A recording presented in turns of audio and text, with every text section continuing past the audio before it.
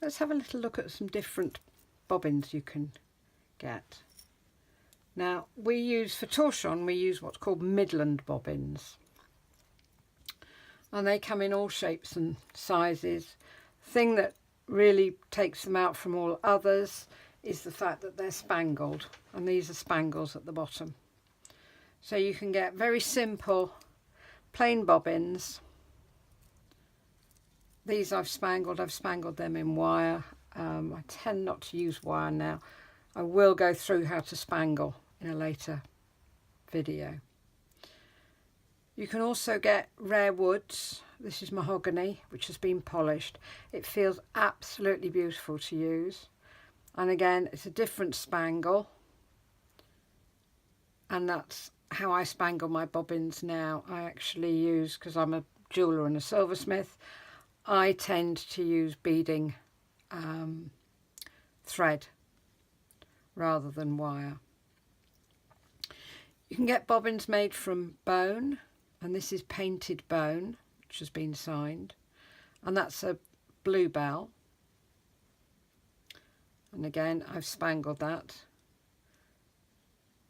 You can get ordinary bobbins that have been painted, and these are really pretty. Let's see if I can find any others.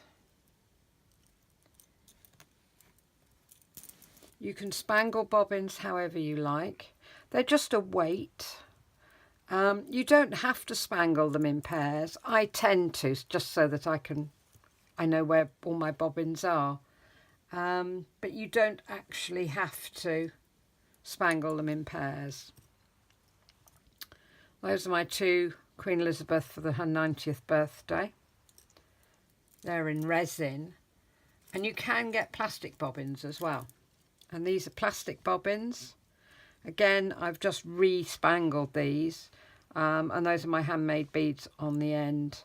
The spangle gives it weight. It stops them rolling around the pillow. It's not for you to work out which pair's which, because on a lot of the stitches, the bobbins part company, and if you try to keep them together, as you will see when we're working on our first pattern, you can actually come into problems. So don't worry that they're spangled in pairs, or that they look the same, or that they're in pairs. When I go through a pattern with you, I'll show you how to count your bobbins. When we're looking at the threads that we can use to make lace, we can use simple sewing cotton. So of course you've got thousands of colours there. This is a silk thread, very fine. And this is a DMC 30, and this is specifically for lace. It's a silk thread. To begin with, lace was always made in either white or ecru, so I've got a collection of different whites or ecrus. But over the time, we now use a lot more of different colours. You can go up to a DMC 80, which is this, which is a bit thicker than that one. And it's in variegated. Again, you've got thousands of colours for that. If you're doing a really big piece, like the piece we're going to do to begin with, you need something like a DMC 8. That would look really nice. You can use tapestry threads if you're doing a really thick piece, and these variegated ones by Anchor are absolutely lovely. I now use handmade silk, hand dyed, and this is actually, I've got a local silk weaver and dyer who's close to where I live, and I buy these beautiful threads from her, and they are absolutely gorgeous. They're almost weightless. They're beautiful to work with.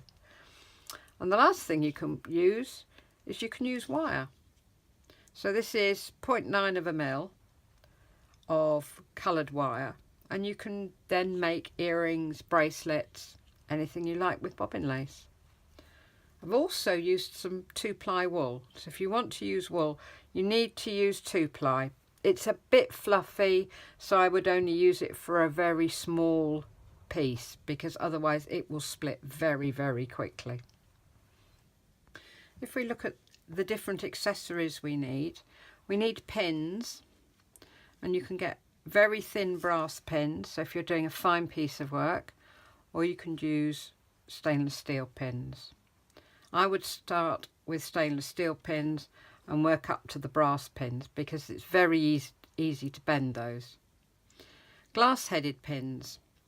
I wouldn't use those on a general piece of lace because the heads tend to get in the way, but I would use them, and I do, for the centre pin on spiders, and also if I'm turning round a corner and I'm using the same pin more than once.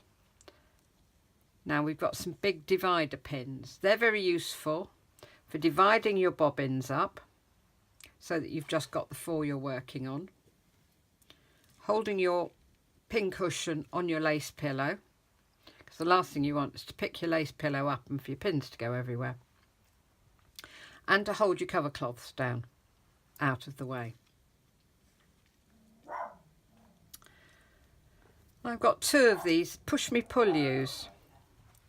You use them on your pins. You can push your pin down into your pillow and you can pull it up. And this one, this end pushes the pins down, and this end pulls the pillows up, pulls the pins up.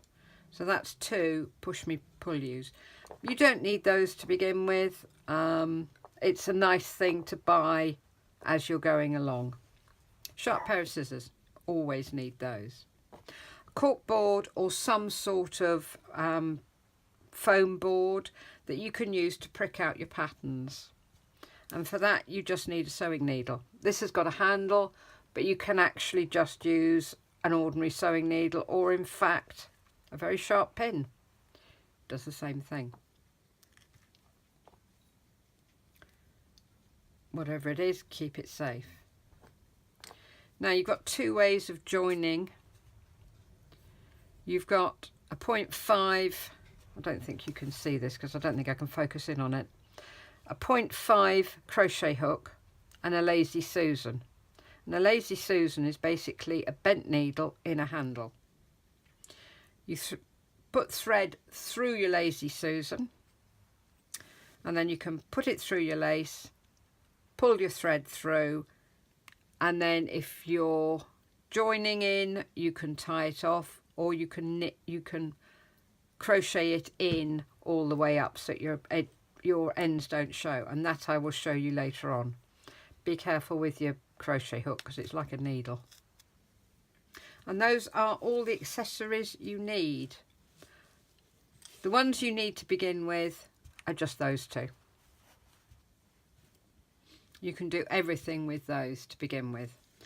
And then as soon as you need to start neatening off, you need one of those 2. The others you can buy as and when you need them.